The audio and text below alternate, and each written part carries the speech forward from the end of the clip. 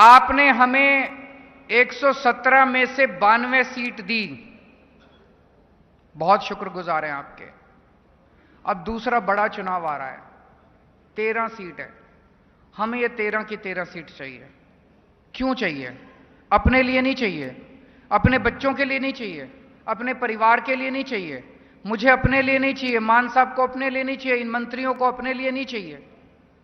आपके परिवार के लिए और काम करने के लिए, आपके परिवार को और खुशहाल बनाने के लिए, पंजाब को रंगला बनाने के लिए, पंजाब की तरक्की करने के लिए ये 13 सीट चाहिए हम लोगों को।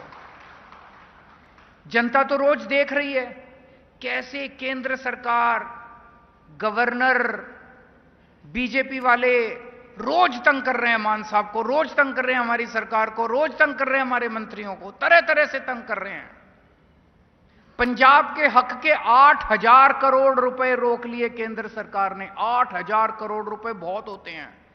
कितने स्कूल बन जाते, कितनी सड़कें बन जाती, कितने अस्पताल बन जाते, कितने मोहल्ला क्लिनिक बन जाते। इतना काम कर लेते हैं हम 8,000 करोड़ से।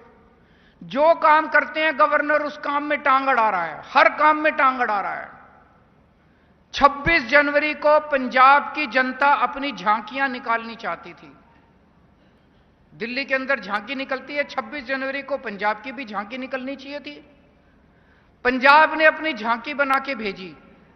उस झांकी में सरदार भगत सिंह थे, उस झांकी में करतार सिंह सराभा थे, उस झांकी पे लाला लाजपत राय थे। जितने पंजाब के स्वतंत्रता सेनानी हुए उन सब की कहानियां थी उस झांकी में।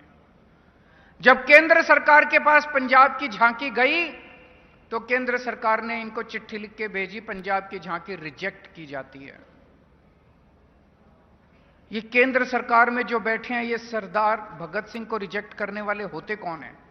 ये केंद्र सरकार में जो बैठे हैं ये करतार सिंह सराभा को रिजेक्ट करने वाले होते कौन हैं? ये लाला लाजपत राय को रिजेक्ट करने वाले होते कौन हैं? इन्होंने पंजाब की झांकियां रिजेक्ट कर दी। अब ये पंजाब के अंदर सरकार गिराने के लिए रोज एमएलए को, कभी किसी एमएलए को अप्रोच करते हैं, सरकार गिराना चाहते हैं जो पंजाब के लोगों की। इससे लड़ने के लिए आज अकेला भगवंत मान आपके लिए लड़ रहा है।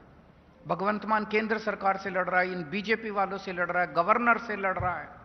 आपका बेटा, आपका भाई अकेले रोज रात दिन 24 घंटे आपके लिए लड़ रहा है। आप इसको अकेला छोड़ दोगे? इसका साथ नहीं दोगे?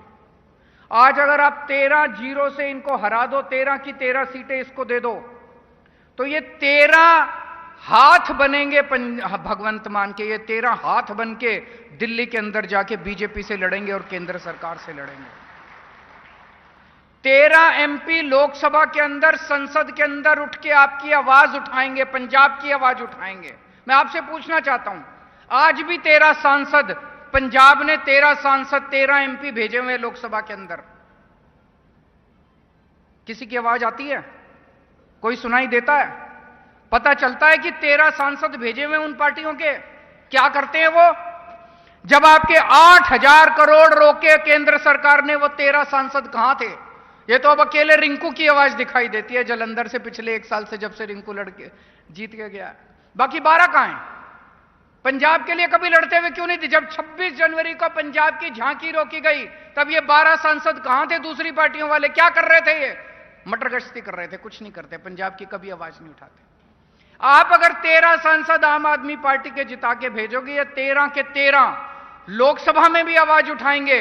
और अगर आपका कोई काम रुकेगा, अगर रूरल डेवलपमेंट फंड का रुकेगा, तो उस मंत्री के घर जाके, उसके दफ्तर के अंदर जाके बैठ जाएंगे, हटेंगे नहीं जब तक आपके पैसे रिलीज नहीं होंगे।